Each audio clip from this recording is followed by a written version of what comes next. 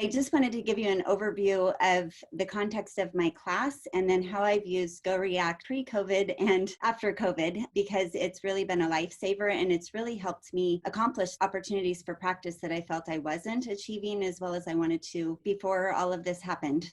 The course that I teach, one is a field experience where students do 120 hours out in the field. But this one that you see referenced here on the slide is a methods course, and it's academic interventions, but it's our main methods course for working with students who have learning disabilities or challenges that we're working with, such as that. The emphasis, there's more to the course, but these, I thought it might be easiest if I just reference the high leverage practices. So these are the ones that I really target in regards to practice and what I want them to walk away with. And incidentally, this course is aligned with our field experience. So they ideally take this course and then they go practice it out in the field. So systematically designing instruction to a specific learning goal, use of explicit instruction, using strategies to promote engagement, providing intensive instruction, and then providing positive and constructive feedback. So those are the things that I'm working to accomplish. The text I use is the Archer and Hughes explicit instruction text that most of you are probably very familiar with. And then I've also dove into the NCII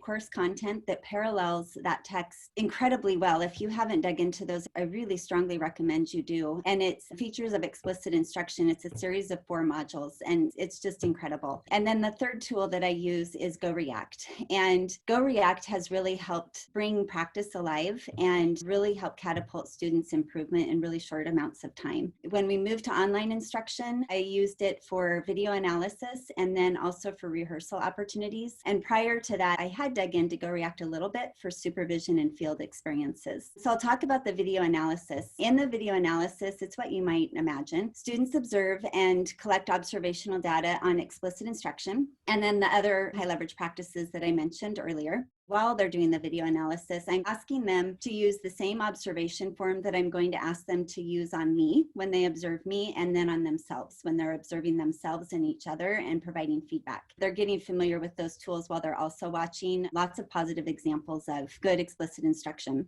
Then we moved to rehearsal, and I scaffold the rehearsal. So in rehearsal 1 and 2, they view a modeled lesson, and I just upload a lesson, and I happen to make it the same lesson they're going to be practicing. I ask them to practice with me. I ask them to then video themselves. Then I ask them to review their video and collect data on themselves and reflect. And then I do the same. And I use GoReact to do this. While they're doing all of these other things, the video analysis, the rehearsal 1, the rehearsal 2, they're also learning about explicit instruction, and they're also learning how to write a lesson plan. And so at this point, by the time we get to rehearsal 3, they have learned to write an explicit lesson, and now they're going to teach it. So they video their explicit lesson that they've written, and then they go through the same process that I've already mentioned. In the field experience, this takes it just one step further. So they would video an explicit lesson they're teaching with students, and then they go through the same process they did in the classroom. And unfortunately, our sequence is not perfect. Our students are all duly endorsed. And so sometimes they are in their field experience before they take the class. It's not a perfect sequence. So sometimes this is out of order, but these steps are routine and the supports are built in so that they can be successful with it.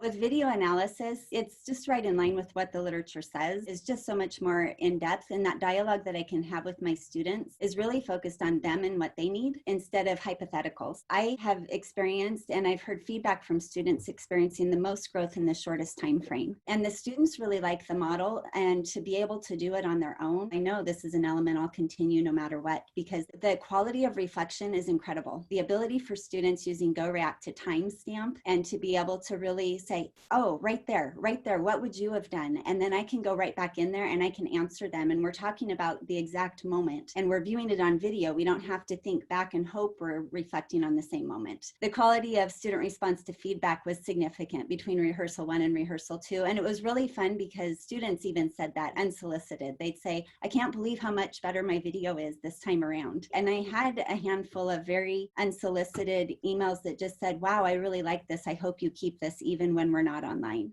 This is actually my course space. And this is the class that I'm talking about. The very first thing I do is I have them do a classroom tour if they're in a field experience, or have them do an introduction if we're not in a field experience. One of my colleagues had them do a bedroom tour, which is kind of funny, and they pretended like it was a classroom. Anyway, the idea is to get them to learn to use GoReact. So I've posted an example classroom tour. A student did just an incredible job. And then they have criteria, and I give them a time limit. And what happens is they upload it, and then you can see, here are my students' videos that they've uploaded.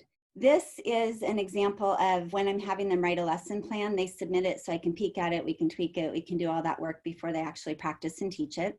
Here's an example of a videoed lesson, and I've just asked them to upload and video themselves. And that was kind of like my pre-careful planning. What I ended up moving to is something that looks more like this. So here is my teaching practice 1 and reflection. And so you can see I've uploaded an observation form. I've uploaded a lesson. Here I have the video that I created of myself teaching the lesson. And then finally I have them self-reflect. And because we're using GoReact, they can do it right there in GoReact. So very beneficial. I wanted to show you an example of what it looks like. So this is an example of feedback that's taking place in GoReact. This was my favorite question ever. What would you have done in this situation? And it was 1.5 minutes in, the student wasn't engaged, and the student wanted to know, what would I have done? And so I was able to stop it and let her know what happened. And this one was actually a field experience. She videoed, and then she later evaluated, and then we were able to reflect on it together in the context of GoReact. And it was incredible, because when you have 5 minutes at the end of an observation in a field experience, you just can't get into the nitty-gritty that really makes a difference for students.